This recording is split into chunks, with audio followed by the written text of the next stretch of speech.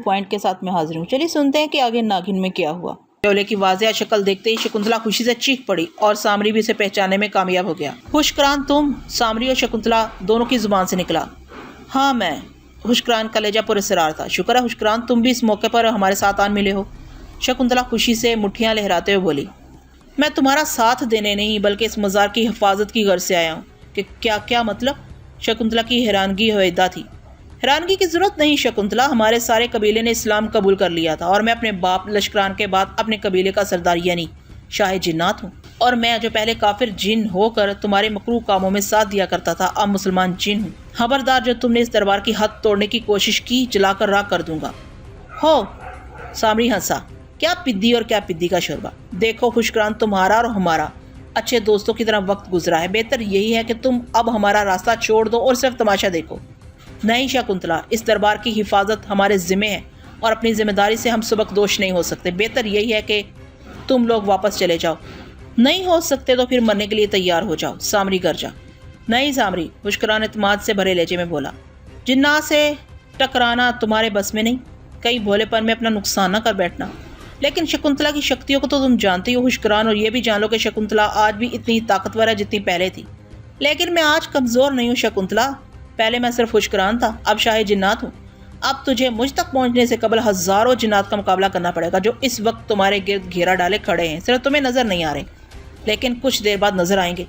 لیکن اس سے قبل کہ شکنتلا کچھ کہتی، سامری کے ہونٹ ہلنے لگے اور اس نے کچھ پڑھ کر پھونکا تو دائیں بائیں سے تیز ہوا کے دو بگولے اٹھے اور انسانی روپ میں کھڑے حشکران کو گھیرے میں لے کر اس زوردار طریقے سے چکرانے لگے کہ دیکھنے والوں کو حشکران بھی نظر آنا بند ہو گیا اور بگولوں کے ان گھن چکروں میں پھنس گیا۔ ایک بگولا دائیں سے بائیں اور دوسرا بائیں سے دائیں گھوم رہا تھا، حشکران کو اپنے اندر قید کر کے وہاں سے دور ہونے لگا۔ اسی لمحے ایسی ٹاک پیدا ہوئی جیسے کسی آواز سے تیز رفتار جیٹ جہاز نے ساؤنڈ بیریئر گرایا ہو۔ اسی لمحے حشکران سامنے آ گیا، لیکن ایسے کہ حشکران کے چہرے اور جسم پر جلد جگہ جگہ سے پھیلی ہوئی نظر آ رہی تھی جیسے شدید رگڑ لگی ہو۔ اس کے ساتھ اس کے چہرے کے تاثرات بھی خوفناک حد تک خوفناک ہو چکے تھے۔ سامری، تم نے بے خبری میں اوچھوار کر کے اچھا نہیں کیا۔ تمہارا وار تو میں سہ گیا لیکن میرا وار سہنا شاید تمہارے بس میں نہ ہوگا۔ یہ تمہاری بھول ہے گاجر کی اولاد، تو اگر شاہ جنات ہے تو میں بھی سامری ہوں، جادوگروں کا بادشاہ۔ سامری کی بات ابھی مکمل بھی نہ ہوئی تھی کہ اس کے گرد عجیب و غریب شکلیں ظاہر ہو گئیں۔ سامری جان گیا کہ یہ سب جنات ہے، لیکن اس سے قبل کہ وہ اشکال سامری پر حملہ کرتی، سامری گڑاب سے نیچے ہوا اسے زمین نکل گئی۔ عجیب و غریب شکلیں اس صورتحال سے مزید عجیب و غریب ہو گئیں۔ اسی لمحے گہرا اندھیرا چھا گیا، ہاتھ کو ہاتھ سجھائی نہ دے رہا تھا۔ اسی اندھیرے کے دوران جادوئی اینٹیں اور کالے جادوئی پتھر برسنے لگے۔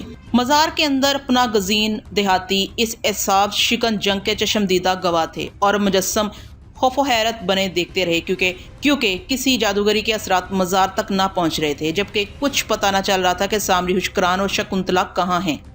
15 منٹ جادوئی پتھر برستے رہے اور پھر جو مطلع صاف ہوا تو ہر طرف دیو ہیکل جنوں کی کچلی ہوئی لاشیں آڑی ترچھی پڑی دیکھ کر حشکران کا میٹر گھوم گیا۔ اتفاق سے سامری حشکران کے قریب ہی کھڑا تھا۔ حشکران نے لپک کر سامری کو ایک ٹخنے سے پکڑ کر گھسیٹا تو سامری توازن قائم نہ رکھ سکا اور گرتا چلا گیا۔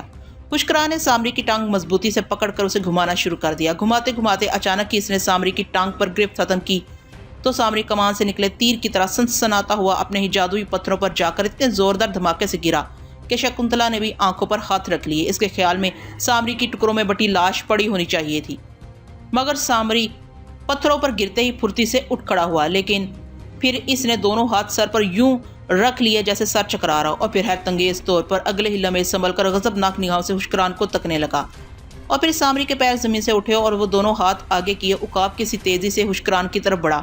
سامری کو حملہ آور دیکھ کر حشکران نے بھی ہاتھ پھیلا دیا اور زمین سے بلند ہو گیا، اور پھر جیسے بادل ایک دوسرے سے ٹکرائے ہوں، وڑم جیسی آواز سے دونوں فضا میں ہی ایک دوسرے سے ٹکرا گئے۔ ہوا میں تیرتے تیرتے دونوں ایک دوسرے کے پنجوں میں اپنے پنجے پھنسا لی اور زور آزمائی شروع ہو گئی۔ سامری نے بلا تاخیر ایک ٹکر حشکران کے منہ پر ماری تو جیسے شرارے چمکے اور حشکران کے دماغ میں تارے جھنجھنا اٹھے۔ ادھر شکنتلا نے موقع جان کر کالی دیوی کا سکڑب جاپ جپنا شروع کر دیا، جس کو سیکھنے کی خاطر سے ہاتھ سے کشٹ کاٹنے پڑے تھے۔ منتر پورا ہوتے ہی شکنتلا نے فضا میں تیزی سے عجیب و غریب شکلوں جو یقیناً حشکران کے ساتھی جنات تھے پر پھونکنا شروع کر دیا اور اپنے ہاتھوں کی 10 انگلیوں کو جنات کی طرف لہرانا شروع کیا تو شکنتلا کی انگلیوں سے سرخ لہریں نکل کر जिनों को अपनी लपेट में लेना शुरू हो गई। जिस जिस पर शकुंतला के हाथों से निकले हुए शोले पड़ते वो जिन चीखना चिल्लाना शुरू हो जाता। शकुंतला जानती थी कि लोहे को लोहा काटता है, इसलिए जिन्नात पर वो आग बरसा रही थी। इसका ये वार कारीगर हुआ और देखते ही देखते लाशों के पुस्ते लग गए और हुक्रान के साथी जिन एक एक करके मरने लगे। शकुंतला की उंगलियों से मुसलसल निकलते शोले जिस जिन को छूते वो तड़पना शुरू हो जाता और तड़पते तड़पते जमीन पर गिरकर ठंडा हो जाता। शकुंतला अपनी इस कामयाबी पर फूले नहीं समा रही थी। इसका खून सेरों बढ़ने लगा और वो अपने आप को महात्मा समझने लगी और मजीद बढ़ चढ़कर जिन्नात पर वार करने लगी। वह चाहती थी कि सामरी के हुक्रान की जैसे लड़ाई खत्म हो, बकाया जिन्नात का वो सफाया कर चुकी हो, ताकि अगर सामरी फतेहमंद हुआ तो मैदान साफ हो जाए। अगर हुक्रान का पलड़ा भारी पड़े तो भी शकुंतला को मुकाबले के लिए सिर्फ हुक्रान ही मिले। उधर सामरी और हुक्रान फिजा में लड़ाका तैयारों की मानत एक दूसरे पर ताबड़तोड़ हमले कर रहे थे। वो हर तरफ आग और खून की बारिश नजर आ रही थी। चीखों पुकार से कान पड़ी आवाज सुनाई न दे रही थी। इसी चीखों पुकार में अचानक सामरी की एक समा खराश चिंगाड़ उभरी, जिससे बाकी शोर दब गया। तो शकुंतला चौंक उठी और इसने सामरी और हुक्रान की तरफ देखा तो उसे अपनी आंखों पर यकीन न आया। मंजर इतना अजियतनाक था कि शकुंतला की अकल हबत हो गई। दहशत से उसे दिल की धड़कन रुकती महसूस हुई। उसने देखा कि सैकड़ों की तादाद में कोई अजीब महलूक सामरी को खा रही है। ये बिलसत भर की कोई मावराई महलूक जिसका सिर्फ मुंह, चोंच और पांव थे, बकाया धड़ मौजूद ना था। बेक वक्त ऐसे सामरी को नोच रहे थे जैसे मुर्दार को गिद्ध चिमटे हुए हों। सामरी की धाड़ से शकुंतला ने अंदाजा लगा लिया कि बात सामरी के बस से बाहर हो गई, जबकि हुक्रान कुछ फासले पर फतेहमंदाना अंदाज में खड़ा था। सामरी लम्हा ब लम्हा डकरा रहा था और वो पुरस्कार सर चूंचे मार मार कर सामरी का गोश्त नोच रहे थे। ये कैसा अनोखा मंजर था कि शकुंतला को यकीन ही ना आ रहा था। सामरी का वजूद मौत के आखिरी झटके ले रहा था। शकुंतला फटी फटी नजरों से ये सब कुछ देखती रही थी और फिर सामरी का जिस्म बेजान होकर फिजा से जमीन की तरफ आने लगा। साफ नजर आने लगा कि इसकी जादुई कुव्वत और कुव्वत मुज़ाहमत दम तोड़ रही है और फिर सामरी बेजान पत्थर की तरह अपने ही जादुई पत्थरों के ढेर पर आन गिरा। लंबी चूचों वाली लतदाद महलूक अब भी इसका पीछा ना छोड़ रही थी और चूंचे मार मार कर इसका गोश्त खाने में मसरूफ थी। और फिर शकुंतला को जबरदस्त जुजड़ी सी महसूस हुई क्योंकि सामरी का गोश्त खत्म हो रहा था। अब इसकी हड्डियां नजर आना शुरू हो गई थी। सामरी, शकुंतला फरते गम से चिल्ला उठी और फिर देखते ही देखते आसमान की मशरक की सिमत से स्याह बादलों का एक गोल उठा और पल भर में पूरी वादी को अपनी लपेट में ले लिया। तेज हवाओं के झक्कड़ चलने लगे। शदीद जल्जले से जमीन हिलने लगी। मुहीब अंधेरे ने हर चीज को अपनी लपेट में ले लिया। मकरू नदीदा बदरूहों ने सीना को भी शुरू कर दी और हर तरफ से रोने पीटने और बैन करने की आवाजें बुलंद होने लगी। शायद वो बदरूहें, चुड़ैलें, बैर महाबैर मिलकर सामरी की मौत पर बैन कर रहे थे, जो इसके कब्जे में थे या इसके हमदर्द थे। सामरी की मौत काली ताकतों के लिए एक अजीम सानेहा थी। इस बेपनाह शोर शराबे के बाद अचानक ही यकसुर 400 खामोशी छा गई। गहरा सकूत। सुई भी गिरे तो आवाज आए। शायद ये भी सो का एक अंदाज था। फिर ये खामोशी इसका टूटी जब शकुंतला फूट फूट कर रोने लगी। शिमाला के बाद सामरी की जुदाई से वो अकेली रह गई थी। हुक्रान से तो भलाई की कोई उम्मीद ना थी। दुख का दरिया और गम का सागर मोती बन बनकर इसके गाल चूमने लगे। शकुंतला, हुक्रान इसके करीब आकर इसके शाने पर हाथ रखकर अस्तगी से बोला, जाओ शकुंतला, सदियों के ताल्लुकात के पेश नज़र मैं नहीं चाहता कि हमारा सामना दुश्मनों की तरह हो। हमने ढेरों वक्त दोस्तों की तरह गुजारा है। इस दोस्ती के नाते मैं तुम्हें अपने साथी जिन्नात का खून माफ़ करके यहाँ से बखैर आफियत निकल जाने की ज़मानत देता हूँ। हुक्रान ने मुफाहमी बात की, लेकिन शकुंतला के अंदर की शेष नागन इस रियायती पेशकश को सुनकर फन उठाने लगी। मुंतकिल मिजाज और जारहियत पसंद शकुंतला हुक्रान को कच्चा खा जाने वाले अंदाज में घूरने लगी। फिर इसके लब हिले। हुक्रान, भीख में तो शकुंतला को जीवन भी दान किया जाए तो वो कबूल ना करे। तूने ये कैसे विचार कर लिया कि शकुंतला दुम दबाकर भाग जाएगी? शकुंतला अर्जुन के कातिल लोगों की औलाद की और दिलावर के मज़ार की ईंट से ईंट बजा देगी। भाग जाओ शकुंतला, हुक्रान गरजा। अब भी वक्त है कि हुक्रान के मुकाबले से दस्तबरदार हो जाओ। पुराने ताल्लुकात को मद्देनजर रखते हुए हुक्रान तुम्हें निकल जाने का रास्ता देता है। नहीं हुक्रान। शकुंतला के खूबसूरत चेहरे के हदोहाल फड़कने लगे। तुम अभी शकुंतला की ताकत से वाकिफ ही नहीं हुए। जरा अपने गिर्द नजरें दौड़ाकर अपने साथियों को तो तलाश करो। शकुंतला की बात सुनकर हुक्रान चौंका और घूम घूम कर दाएं बाएं देखने लगा। अब हैरान और परेशान होने की बारी हुक्रान की थी। उसे तहद्दे नजर अपनी रिया जिनों की लाशें नजर आईं, जिनको या शकुंतला देख सकती थी और यहाँ हुक्रान मज़ार के हाथे में मौजूद लोग तो सिर्फ चीखो पुकार ही सुन रहे थे, वरना मैदान इन्हें हाल ही नजर आ रहा था। हुक्रान को परेशान देखकर शकुंतला मचल उठी और जोरदार कहका इसके हलक से निकला, हा हा हा। लेकिन हुक्रान पर गंभीर खामोशी तारी हो चुकी थी और वो गहरी और तेज नजरों से शकुंतला को तके जा रहा था। उधर शकुंतला भी कमर पर हाथ रखे खड़ी थी। उसकी उकाबी नजरें हुक्रान का एक्सरे करने में मसरूफ थी। हुक्रान को यकीन हो चला था कि अब सुलह के दरवाजे बंद हो चुके हैं और अब कोई पल शकुंतला के होंठ हिलने शुरू हो जाएंगे और اسے ایک بار پھر تابڑتوڑ حملوں کا سامنا کرنا پڑے گا، لیکن اس وقت اس کی حیرت کی انتہا نہ رہی جب شکنتلا اس کے دیکھتے ہی دیکھتے منظر سے غائب ہو گئی۔ خوشکران چونکنے والے انداز میں چاروں طرف گھومنے اور دیکھنے لگا۔ اسے یقین تھا کہ اب شکنتلا چھپ کر اس پر وار کرے گی، لیکن جب کافی دیر گزر گئی کچھ نہ ہوا تو خوشکران نے جان لیا کہ شکنتلا نے مقابلے کی بجائے فرار کو ترجیح دی ہے۔ اس خیال کے ابھرتے ہی خوشکران کے تنے ہوئے اعصاب ڈھیلے پڑنے شروع ہو گئے۔ کافی دیر تک اس نے شکنتلا کی آواز یا حملے کا انتظار کیا، مگر جب کوئی بات رونما نہ ہوئی تو خوشکران اپنے ساتھیوں کی لاشوں کی طرف متوجہ ہو گیا، جن کا شکنتلا نے قتل عام شروع کر دیا تھا۔ ہر طرف ہزاروں کی تعداد میں جنات کے حوالے پڑے تھے، جن کو عام انسانی آنکھ دیکھنے سے قاصر تھی۔ اپنے ساتھیوں کی لاشوں کو دیکھ کر خوشکران کی آنکھیں بھیگ گئیں۔ شکنتلا کے لیے اس نے اپنے من میں جس نرم گوشے کو محسوس کیا تھا بتدریج اس میں سختی آتی چلے گی۔ نفرت کا علاوہ اس کے دل و دماغ میں ابلنے لگا، اس کے ہونٹ بھج گئے۔ ادھر شکنتلا کمر پر ہاتھ رکھے تنزیہ نظروں سے خوشکران کو مسکراتے ہوئے دیکھے جا رہی تھی۔ ہوا سے اس کے خوبصورت ریشمی بال لہرا رہے تھے۔ خوشکران اپنی تمام تر سعی کے باوجود زمین کی دراڑ سے چھٹکارا پانے میں ناکام رہا تھا، جو شکنتلا کے ایک جادو سے ظاہر ہو گئی تھی۔ یہ دراڑ اسے دلدل کی طرح نگل رہی تھی، اب وہ سینے تک اس میں دھنس چکا تھا۔ نیچے گرنے کا عمل جاری تھا۔ اسے یوں محسوس ہو رہا تھا جیسے کوئی اندیکھی طاقت اسے نیچے کھینچ رہی ہے اور جلد ہی وہ گہرائیوں میں دفن ہو جائے گا۔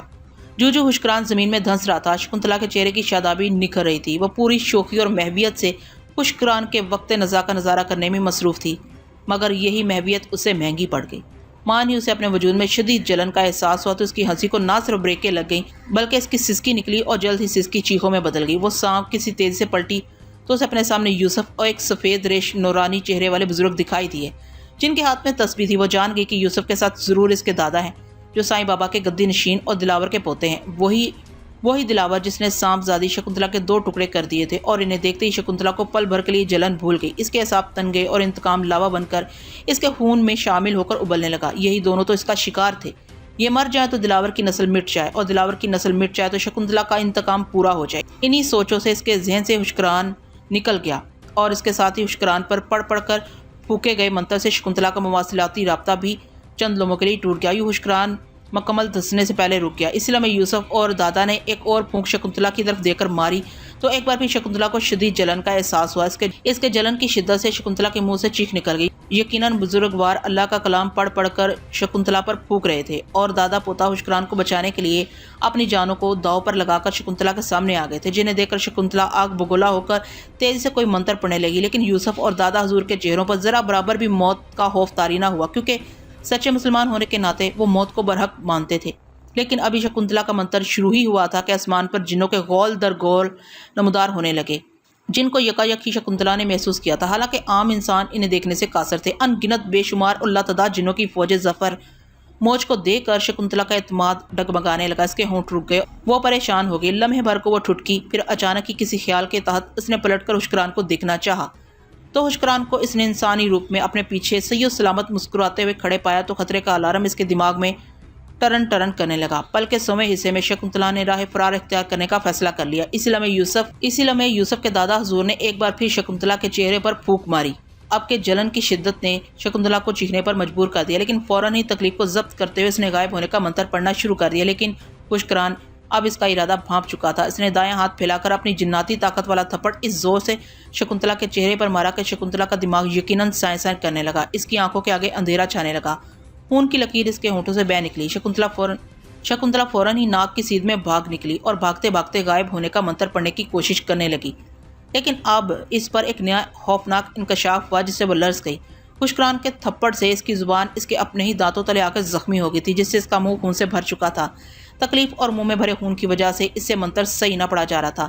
دوسرے خوشکران اور جنات کے خوف کے باعث شکنتلا بھاگتے بھاگتے بار بار پیچھے بھی دیکھ رہی تھی، جس کی وجہ سے اس کا دھیان پوری طرح اپنے منتروں پر مرتکز بھی نہ تھا، جس کی بنا پر اسے منتر بروقت مکمل کرنے میں مشکل پیش آ رہی تھی کہ بھاگتے بھاگتے اسے ٹھٹکنا پڑا، کیونکہ اس کے سامنے بے شمار جن قطار در قطار اس کا راستہ روکے اسے کھڑے نظر آئے۔ ادھر منہ میں خون بھر جانے کے باعث منتر کے لفظ درست ادا نہ ہو رہے تھے اور شکنتلا کو بار بار تھوکنا پڑ رہا تھا۔ اس صورتحال سے شکنتلا پر گھبراہٹ طاری ہوگی، لیکن اب بھی وہ بار بار غائب ہونے کے لیے منتر نئے سرے سے پڑھ رہی تھی کہ شڑاب کی آواز گونجی اور تکلیف سے شکنتلا کی چیخ نکل گئی۔ پلٹ کر دیکھا تو خوشکران قہر آلود نگاہوں سے اسے ہاتھ میں آتشی کوڑا پکڑے نظر آیا۔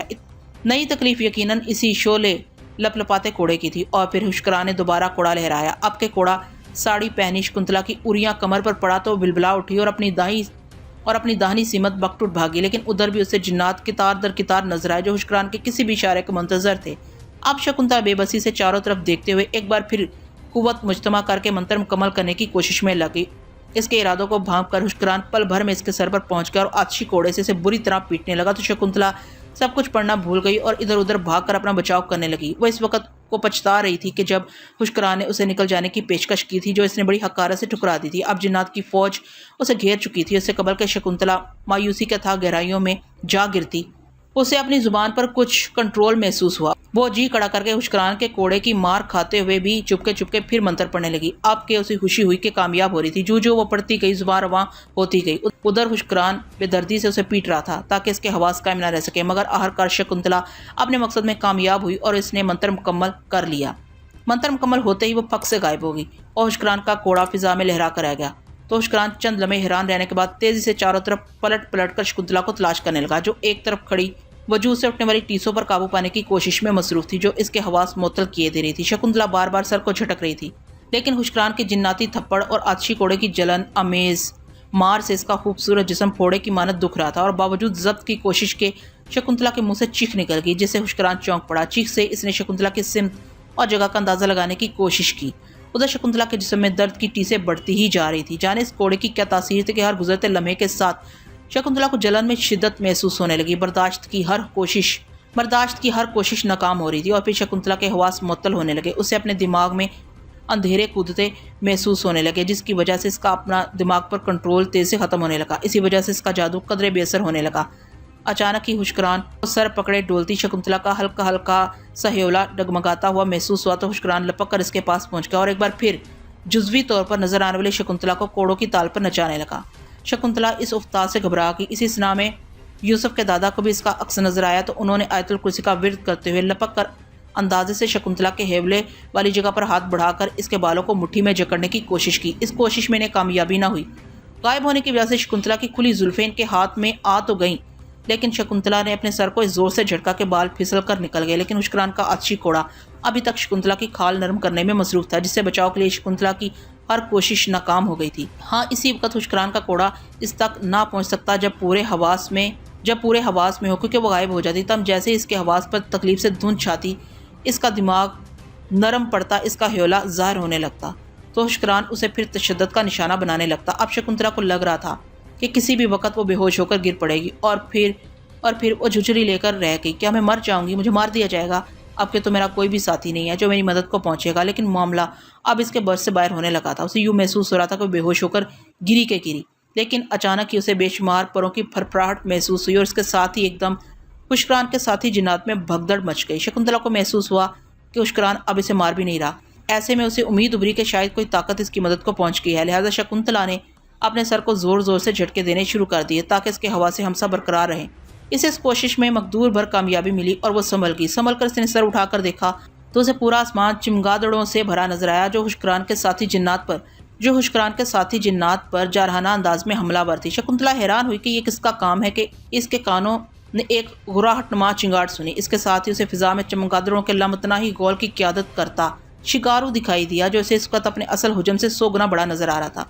वही अबलीसी कबीले तलबूज का सरदार शिगारू, जिसने आग और खून की होली की पेशगोई की थी और कहा था, जिसे शकुंतला ने भी सुना था कि फतह उसी की होगी जिसका सितारा ज्यादा चमक रहा होगा और मैं इसका साथ दूंगा जो मुझ तक पहले पहुंचेगा। और फिर शकुंतला ने से मुलाकात कर ली थी। शिगारू को देखते ही इश्क सुर्दगी के करीब तर शकुंतला की आंखों में चमक उभर आई और फतह के दीप इसकी चश्मे तमाशा में झिलमिलाने लगे। एक लम्हे को उसने सोचा कि हुष्करान और इसके जिन्नात को शिगारू के साथ उलझता छोड़कर भाग जाए, मगर अगले ही लम्हे हुष्करान के खिलाफ नफरत का आतिशफशां इसके वजूद में उबलने लगा। इसने थोड़ी देर सुस्ताकर अपने आप को संभाला। बेपनाह कुव्वत इरादी के बायस शकुंतला ने जल्द ही अपनी तकालीफ और हवास पर काबू पा लिया। इर्द गिर्द देखा तो चमगादड़ों को बुरी तरह जिन्नात पर हमला करते पाया। जाने ये कैसी देव हैकल चमगादड़ें थी जिनसे जिन्नात भी खौफजदा नजर आ रहे थे। हुष्करान भी मुंह खोले हैरत से जंग का पासा पलटते देख रहा था। और फिर शकुंतला ने देखा कि हैरान और परेशान हुष्करान की नजरें शिकारों पर पहुंचकर साकत हो गई। यकीनन इसने भांप लिया था कि चमगादड़ों के इस टिड्डी दिल का मंबा यही शख्स हो सकता है। और फिर हुष्करान शिकारों की तरफ लपका। शिकारों भी शायद जिन्नात को अपनी तरफ बढ़ता देख चुका था। चंद ही लम्हे में फिजा में तैरते तैरते दो दुश्मन आमने सामने आ गए। इतनी देर में शकुंतला हासी संभल चुकी थी। इसने शिकारों का साथ देते हुए एक बार फिर अपने हाथों की पोरों से लेजर लाइट जैसी शुआएं निकालना शुरू की, जिससे एक बार फिर जिन्नात का कत्लेआम शुरू होने लगा। इसके साथ साथ शकुंतला شکاروں کی مدد کرنے کے لیے حشکران اور شکاروں کے نزدیک ہونے لگی. مگر جیسے ہی ایک بار شکنتلا کی نظریں ان دونوں پر پڑیں تو پریشانی کی چند علامتیں پھر شکنتلا کے چہرے پر نمودار ہوئیں، کیونکہ ایسے شکاروں کی جہازی سائز گردن حشکران کے بغلوں میں دبی نظر آئی. حشکران خود بھی اس وقت ایک لیم و شیم جن کی شکل میں تھا، جس نے شکاروں کی گردن اپنی بغل میں بیچ رکھی تھی، اور چند مزید جن آتشی کوڑے سے شکاروں کے دھڑ کو دھڑا دھڑ پیٹ رہے تھے. شکاروں کی گھٹی گھٹی چیخیں نکلنی شروع ہو گئی، جو دیکھتے ہی دیکھتے چیخو پکار میں تبدیل ہونے لگی. پھر اسے قبل کہ شکنتلا ان کے نزدیک ہوتی، شکنتلا نے دیکھا کہ شکاروں کے جبڑے حشکران کے آہنی ہاتھوں کی گرفت میں آ گئے، جنہیں حشکران چیرنے لگا اور شکاروں موت کے جھٹکے لینے لگا. اس کی مزاحمت دم توڑ گئی. آتشی کوڑوں سے شکاروں پہلے ہی خون آلود ہو رہا تھا، اب شکاروں ذبح ہوتے دمبے کی طرح ٹکرانے لگا، اور ٹکراتے ٹکراتے وہ خاموش ہو گیا. اس کی لاش حشکران کے ہاتھوں میں جھولنے لگی. شکاروں کے مرتے ہی تمام خونی چمگادڑیں غائب ہو گئی. شکنتلا جو شکاروں کی آمد کو نیک شگون جان کر فرار ہونے کی بجائے مقابلے پر ڈٹ رہی تھی، ایک بار پھر دفاعی لائن پر آ کر کھڑی ہو گئی اور تیزی سے غائب ہونے کے لیے اس کے ہونٹ ہلنے لگے. مگر اب اسے دیر ہو چکی تھی. حشکران کا آتشی کوڑوں والا ہاتھ اس کے سر پر پہنچ چکا تھا. اس سے پہلے کہ شکنتلا غائب ہوتی، شرارے اڑاتے کوڑے شکنتلا کے جسم پر لکیریں بنانے لگے، اس کی خوبصورت جلد کو خون آلود کرنے لگے. مار کی شدت سے شکنتلا منتر شنتر بھول بھال گئی اور ایک بار پھر جان کے لالے اسے پڑ گئے. بلکہ پہلے تو صرف حشکران اسے کوڑے سے مارا تھا، اب تو جنات کا پورا دستہ اس پر پل پڑا تھا. تکلیف، خوف و دہشت سے شکنتلا کی خوبصورت آنکھیں ابل کر ڈھیلوں سے باہر آنے لگیں اور وہ چلانے لگی، میں نہیں مر سکتی، میں نے آب حیات پی رکھا ہے. اس کی بات سن کر حشکران اسے مارتے ہوئے کہنے لگا، ابھی تک کوئی چیز ایسی دریافت نہیں ہوئی جو کسی کو امر کر سکے شکنتلا. پھر جانے کیا ہوا کہ شکنتلا کے پیروں نے زمین چھوڑ دی. حالانکہ اس میں اس کا اپنا کوئی عمل دخل نہ تھا، وہ خود بخود ہی زمین سے اٹھنے لگی تھی. جنات ابھی تک شڑاب سے اسے آگ کے ہنٹروں سے مار رہے تھے. شکنتلا نیم جان ہو چکی تھی، لیکن اتنی ہوش اسے ضرور تھی کہ زمین سے اٹھنے کا احساس اس کو ضرور تھا، اور وہ اس کا راز جاننا چاہتی تھی. حالانکہ کوڑوں کی بارش اسے سانس لینے کی مہلت دینے کی روادار نہ تھی، اور ہر کوڑے کی ضرب سے اس کی روح تک کانپ اٹھتی تھی. اب اسے اپنی موت کا یقین ہونے لگا، لیکن مضبوط اعصاب اور فولادی قوت ارادی کی مالک شکنتلا اتنی جلدی شکست قبول نہ کرنا چاہتی تھی. ایسے میں اس نے اپنی تمام تر توانائیاں جمع کر کے بچاؤ کی آخری کوشش کرنے کا فیصلہ کیا، اور بچھی ہوئی آنکھیں کھول کر دیکھا تو اپنے آپ کو ہوا میں تیرتے لیکن دلاور کے مزار کے عین اوپر پایا. جنات کا گروہ اسے اپنے گھیرے میں لے کر کوڑے مارتے مارتے کہیں لے جانے کی کوشش میں مصروف تھا. یہ دیکھ کر اچانک شکنتلا کے ذہن میں ایک ترکیب ابھری کہ کیوں نہ دلاور کے مزار کے احاطے کے اندر کود جاؤں. یوسف اور رفیق کی زبانی اس نے یہی سنا تھا کہ سائیں بابا کے مزار کے حدود کے اندر جاتے ہی ہر سانپ بے ضرر رسی کی مانت ہو جاتا ہے. تو ٹھیک ہے، میں بے ضرر سانپ بن جاؤں گی، زندہ تو رہوں گی. یہ وقت تو ٹل جائے گا جس کا انجام اسے موت معلوم ہو رہا تھا بعد میں ہو سکتا ہے. لہٰذا اس نے اپنی پوری قوت جان، قوت ارادی اور قوت اعصابی کو بروئے کار لاتے ہوئے ایک منتر پڑھنا شروع کر دیا، جسے مکمل کرنے میں وہ کسی نہ کسی طور کامیاب ہو ہی گئی. جیسے ہی منتر مکمل ہوا، شکنتلا اپنے قلبی ارادے کے تحت غڑاب سے غوطہ کھا گئی. جنات نے اسے گھیرے میں رکھنے کی پوری کوشش کی ہوئی تھی اور ہنٹروں کی بارش تیز کر دی تھی، مگر جادو کی طاقت سے شکنتلا کسی وزنی پتھر کی طرح تیر کی سی تیزی سے نیچے گرتی چلی گئی، اور دھڑام سے سائیں بابا کے صحن میں اس زور سے گری کہ اسے اپنی ہڈی پسلی ایک ہوتی ہوئی محسوس ہوئی. وہ کسی نیم جان کینچوے کی طرح صحن میں چاروں شانے چت پڑی تھی. شکنتلا کے صحن میں گرتے ہی مزار کے ہاتھے میں موجود مرد و زن میں بھگدڑ مچ گئی. ان بیچاروں نے کچھ دیر تو سمجھا کہ یہ ناگن مزار کے اندر کود کر قتل عام برپا کرنے والی ہے، مگر جب تھوڑی دیر تک شکنتلا نے قابل ذکر حرکت نہ کی تو کشاں لوگ اس کے گرد جمع ہونے لگے. شکنتلا کی حالت انتہائی ابتر تھی. اس کی خوبصورت ساڑی تار تار ہو چکی تھی. اس کا جسم آتشی کوڑوں کی مسلسل مار سے جگہ جگہ سے چھل چکا تھا. اس کے بازو، ٹانگیں اور دھڑ خون آلود تھے. اس کا حسین چہرہ کرب و اذیت کی اماجگاہ بنا ہوا تھا، جسے دیکھ کر بستی سائیں بابا کے مکینوں کو یقین ہونے لگا کہ یہ اب کچھ نہیں کر سکتی. تو ان میں چمگوئیوں کی بنبناہٹ ہونے لگی، جو آہستہ آہستہ شور میں تبدیل ہوگی. دیکھتے ہی دیکھتے ایک جمع غفیر شکنتلا کی گرد اکٹھا ہو گیا، جس میں بچے، بوڑھے، عورت، مرد، مزار کے ملنگ اور خدمتگار سبھی تھے. انہی میں رفیق، یوسف اور اس کے دادا حضور بھی شامل ہو گئے. ایسے میں اچانک ہی کسی ستم رسیدہ نے ایک پتھر زور سے شکنتلا کو دے مارا، جس سے نیم جان شکنتلا تڑپ اٹھی. اس کے جسم کو تڑپتا پھڑکتا دیکھ کر لوگوں کو اس کے مظالم یاد آ گئے. وہ منظر ان کی آنکھوں کے سامنے لہرانے لگے جب ان کے عزیز و اقارب آگ کے شعلوں میں لپٹے ہوئے تھے اور ان کے گھر اور کھیت کھلیان آگ سے خستہ ہو رہے تھے، اور شکنتلا ناگن حسن و زیباوی کا مجسمہ بنے بستی کی گلیوں میں فاتحانہ کہہ کے لگا رہی تھی. ان خیالات کا ابھرنا تھا کہ سب مجسم انتقام بن کے ظلم کرنے والی ان کے قدموں میں تڑپ رہی تھی. پھر کیا تھا، ایک پتھر شکنتلا کو آ کر لگا، پھر دوسرا، پھر تیسرا، پھر چوتھا، پھر تو اینٹوں پتھروں کی بارش ہونے لگی. شکنتلا تڑپ کر اٹھ بیٹھی. ہے تو وہ زندہ تھی. اٹھنے کے بعد اس نے اپنے گرد لوگوں کا جمع غفیر پایا ان کے ہاتھوں اور اپنے اوپر برسنے والے پتھروں کو محسوس کیا تو اس کا دل اچھل کر حلق میں آ گیا۔ اس نے فوراً ہی کوئی منتر پڑھنے کی کوشش کی، لیکن اس کی زبان نے اس کا ساتھ دینے سے دو ٹوک انکار کر دیا، کیونکہ شاید سائی بابا کے مزار کی حدود میں آتے ہی اس کی تمام قوتیں سلب ہو چکی تھیں۔ یہ انکشاف ہوتے ہی شکنتلا کو اپنی سانسیں رکتی ہوئی محسوس ہوئیں۔ وہ دیوانہ وار بھاگ کھڑی ہوئی۔ جس طرف وہ بھاگی لوگ مارے ڈر کے خود ہی اسے راستہ دینے لگے، لیکن اس دوران مختلف سمتوں سے پتھر مسلسل برس رہے تھے، جس سے شکنتلا کے ناک، منہ اور سر جگہ جگہ سے پھٹ کے خون بہہ نکلا۔ اپنی بے بسی سے وہ جھجلا اٹھی۔ بے کسی کے ایسے پتال میں تو وہ کبھی نہ گری تھی، اور پھر کسی ستم ظریف کا بھٹکا ہوا پتھر سیدھا اس کی آنکھ کے اوپر آ کر لگا۔ پچ کی آواز سے شکنتلا کی آنکھ بہہ نکلی۔ درد کی شدت سے وہ چلانے لگی۔ اسی تکلیف، بے بسی اور جھلاہٹ میں شکنتلا اس زور سے ایڑی کے بل پر گھوم کر پھنکاری کہ اس کے گرد کھڑے لوگوں کا ترا نکل گیا۔ ان کے ہاتھ مارے خوف کے رک گئے، کیونکہ اگلے ہی لمحے شکنتلا سانپ بن چکی تھی۔ لوگوں نے دیکھا کہ زخمی شیش ناگن خون سے تربتر کچی زمین پر لوٹے لگا رہی تھی۔ اس خوفناک منظر سے کئی کمزور دل بے ہوش ہو کر گرنے لگے۔ لڑکی کو سانپ بنتے لوگ پہلی بار دیکھ رہے تھے۔ زخم خوردہ ناگن اگلے ہی جھٹکے پھر لڑکی بن گئی۔ چند لمحے عورت نظر آنے کے بعد لوگوں نے پھر ناگن کو تڑپتے ہوئے دیکھا، اور پھر یہ عمل طویل ہونے لگا۔ زخم شکنتلا ایک جھٹکے سے سپنی بن جاتی اور اگلے ہی لمحے تڑپ کر پھر وہ لڑکی نظر آنے لگتی۔ شکنتلا پر شاید اب نزا کا عالم طاری ہو چکا تھا کہ یکایک فضا بے شمار سانپوں کی پھنکاروں سے گونجنے لگی۔ سائیں بابا کے مزار کے کونے خدروں سے مختلف نسلوں سے بے شمار چھوٹے بڑے، سفید کالے، ہر عمر اور رنگ نسل کے سانپ نکل کر قریب المرگ شکنتلا کے گرد جمع ہونے لگے۔ یہ صورتحال لوگوں کو خوف میں مبتلا کر دینے کے لیے کافی تھی۔ لوگ شکنتلا سے دور ہونے لگے، جبکہ سانپ قریب آ کر اسے دیکھ رہے تھے۔ شکنتلا کو اب بھی ہر جھٹکے پر انسان سے سانپ اور سانپ سے انسان بن رہی تھی، مگر ہر گزرتے لمحے اس کی تڑپ کم پڑتی جا رہی تھی۔ ادھر سینکڑوں کی تعداد میں سانپوں نے آ کر اس کے گرد گھیرا ڈال کر شکنتلا کی طرف اپنے پھن جھکا دیے۔ دادا حضور، یوسف نے پوچھا، یہ کیا ہے؟ اس بدبخت کو سانپوں کی دیوی کا درجہ حاصل تھا، اس لیے اس کی موت پر سانپ اسے خراج تسکین پیش کر رہے ہیں۔ اس کے بعد بتدریج شکنتلا ٹھنڈی ہوتی چلی گئی۔ اس کی تڑپ اب برائے نام ہی رہ گئی تھی، لیکن تھوڑی دیر کے بعد سانپ اور انسان میں تبدیل ہونے کا عمل ابھی جاری تھا۔ اب بھی اکا دکا پتھر اسے مارے جا رہے تھے۔ اس کا قیامت خیز جسم اب جگہ جگہ سے کچلا اور پچکا ہوا تھا۔ ارد گرد کی زمین اس کے خون سے رنگین ہو چکی تھی۔ اس کے جسم سے مسلسل بہنے والا خون اتنی زیادہ مقدار میں بہہ رہا تھا کہ تماشبین برتائے حیرت میں تھے۔ ایک عام انسان کے جسم میں اتنا خون ہو ہی نہیں سکتا تھا۔ آخرکار شکنتلا کی معمولی حرکت بھی رک گئی اور وہ بے حس و حرکت ہو گئی۔ اس وقت اس کا نچلا دھڑ سانپ جبکہ چہرہ عورت والا تھا۔ ہنس کم جہاں پاک، دادا حضور نے کہا، شکر ہے اللہ پاک کا۔ یوسف بولا کہ اس نے اس دھرتی کو ایک ناپاک وجود سے پاک کر دیا۔ یہ کہتے ہوئے یوسف نے جھک کر شکنتلا کے چہرے کو ہلا جلا کر دیکھا، لیکن اگلا ہی لمحہ سب کے لیے غیر متوقع تھا کہ شکنتلا کے مردہ جسم میں حرکت پیدا ہوئی اور وہ پھنکار لے کر اٹھ بیٹھی۔ اس سے پہلے کہ یوسف پیچھے ہٹتا، شکنتلا کے دونوں ہاتھ اس کی گردن کو اپنے شکنجے میں لے چکے تھے۔ یوسف اس بلائے ناگہانی سے بکھلا گیا۔ شکنتلا کی گرفت اتنی سخت تھی کہ یوسف کی آنکھیں ابل کر ڈھیلوں سے باہر نکل پڑیں۔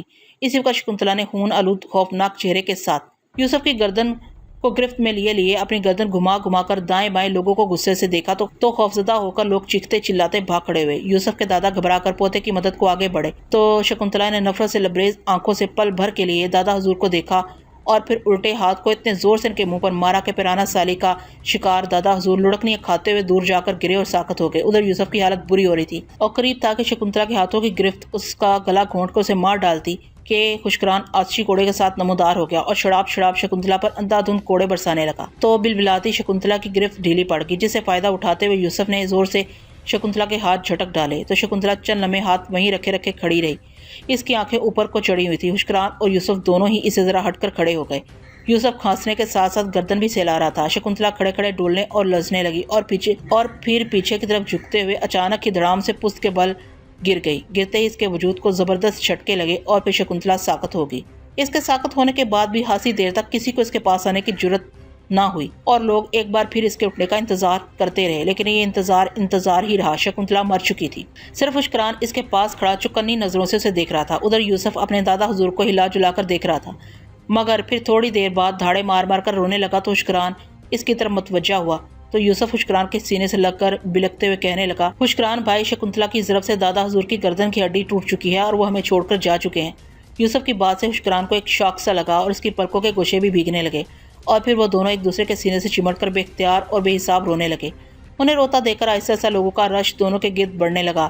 جب عوام دادا حضور عرف شاہ جی گدی نشین سپا والی سرکار کی وفات کا پتہ چلا تو صاحب ہی دھاڑے مار مار کر رونے لگے۔ روتے روتے کسی کو خیال آیا تو اس نے شکنتلا کی لاش کو زور سے ٹھڈا دے مارا۔ بس پھر کیا تھا، ہر موجود شخص شکنتلا کی لاش کو ٹھڈے مارنے لگا۔ پھر کسی نے اس کی لاش پر خنجر سے وار کر دیا تو پھر کیا تھا، کوئی شکنتلا کی لاش کو چھری، کوئی لاٹھی اور کوئی ٹھڈے مارنے لگا۔ ظالموں کا یہی انجام ہوتا ہے۔ کل تک شکنتلا جو فرعونیت کی چلتی پھرتی تصویر تھی، حسن جس کے گھر کی کھیتی تھی، جادو جس کا غلام تھا، جوانی جس پر مہربان تھی، جس کا دشمن روئے زمین پر کہیں چین نہ پا سکتا تھا، جو سانپوں کی ملکہ بھی تھی، جس کے ایک ابرو کی جنبش پر ہزاروں سر قلم ہو جاتے تھے، جس کے منہ سے نکلا ہوا ہر لفظ قانون کہلاتا تھا، آج عام انسانوں کی ٹھوکروں میں پڑی تھی۔ یہی مکافات عمل ہے۔ موت جس سے ہر بار کنی کترا کر نکل جاتی تھی، آج وہ شکنتلا مر چکی تھی۔ وہ ہمیشہ جوان، خوبصورت، بااختیار رہنے کی عادی تھی، آج کیسی بیچارگی کی تصویر بنی خاک چاٹ رہی تھی۔ شکنتلا جسے دشمنوں کی زندہ اجسام کی بوٹیاں کاٹنے میں سرور آتا تھا، آج مشتعل ہجوم اس کو ریزہ ریزہ کر رہا تھا۔ شکنتلا آفت کی پرکالہ، حسن جوالہ، اپنے آپ کو طاقت کا حمالیہ سمجھتی تھی۔ آج طاقت کا وہ پہاڑ روئی کی طرح دھنکا جا رہا تھا۔ دیکھتے ہی دیکھتے شکنتلا کی لاش ٹکڑوں اور پھر روئی کے گالوں کی طرح ریزوں میں بکھرنے لگی۔ شکنتلا مر چکی تھی۔ جس گاؤں سے اس نے اپنی کامیابی کا سفر شروع کیا تھا، آج اسی گاؤں والوں نے اس کے بقیے ادھیڑ دیے تھے۔ کالی طاقتوں کا ایک منحوس باب بند ہو چکا تھا اور پھر لوگ دادا حضور کی تکفین اور تدفین میں مشغول ہو گئے۔ شکنتلا کی لاش تقریباً کیما بنی وہیں پڑی تھی۔ لوگوں نے اس پر توجہ دینا چھوڑ دی، تاہم نئے آنے والے لوگ اس جگہ کے قریب آتے، دو چار مغلوظات شکنتلا کو نوازتے اور پھر ادھر ادھر ہو جاتے، لیکن شام تک شکنتلا کی لاش بو چھوڑنے لگی تو یوسف نے وہیں زمین میں گڑھا بنوا کر شکنتلا کے بچے کچے اعضاء کو اس میں ڈال کر اوپر مٹی ڈلوا دی۔ رات کو بعد نماز عشاء دادا حضور کا جنازہ پڑھ کر انہیں دفن کر دیا گیا۔ اس موقع پر رکت امیز منظر دیکھنے میں آیا۔ حشکران اور دیگر جنات نے بھی انسانی شکل میں ان کی نماز جنازہ پڑھی، لیکن اگلی صبح دیکھنے والی ہر آنکھ کے لیے ایک نیا حیرت پر مبنی پیغام لے کر آئی۔ جب لوگوں نے دیکھا کہ رات جس جگہ شکنتلا کا مردہ جسم گڑھے میں دبایا گیا تھا، رات ہی رات وہاں پر ایک تناور درخت اگایا تھا، جو سیاہ کالا درخت تھا، جس کا تنا شکنتلا کے جسم کی طرح ڈالیاں سانپوں کی سی اور سیاہ پتے شیش ناگن کے پھن جیسے تھے۔ آن کی آن میں یہ خبر جنگل کی آگ کی طرح پھیل گئی۔ قرب و جوار سے لوگ جوگ در جوگ اس عجوبے کو دیکھنے کے لیے آنے لگے، اور درخت کو دیکھتے ہی کچھ لوگ حیرت اور کچھ لوگ خوف سے دانتوں تلے انگلیاں دبا لیتے اور استغفار پڑھنا شروع کر دیتے۔ اور پھر ایک اور منظر لوگوں نے دیکھا کہ سپا والی سرکار دلاور حسین شاہ کے مزار کی حدود میں موجود تمام سانپ اس درخت پر چڑھنے لگے، اس کی ڈالیوں کے گرد لپیٹے مار لیے۔ یوسف، رفیق اور اشکران بھی دیگر لوگوں کے ہمراہ اس منظر کو دیکھنے میں مصروف تھے۔ آخر کچھ سیانوں کی تجویز پر کلاڑیوں سے درخت کو کاٹنا شروع کر دیا گیا اور رات سے پہلے زمین تک کاٹ ڈالا گیا، لیکن اگلی صبح پھر ویسا ہی درخت اسی طرح اپنی جگہ پر مزید اگایا۔ اس کی کیا وجہ تھی، اس رات سے کوئی پردہ نہ ہٹا سکا۔ بعد دوپہر اچانک ہی ہر طرف سیاہ بادل چھا گئے، تیز ہوا چلنے لگی تو لوگوں کی ایک بار پھر چیخیں نکل گئی، کیونکہ جب ہوا سے درخت کی ٹہنیاں اور پتے ہلتے تو شش شش کی سسراہٹیں گونجنے لگتی، جیسے بے شمار سانپ مل کر سسرا رہے ہوں۔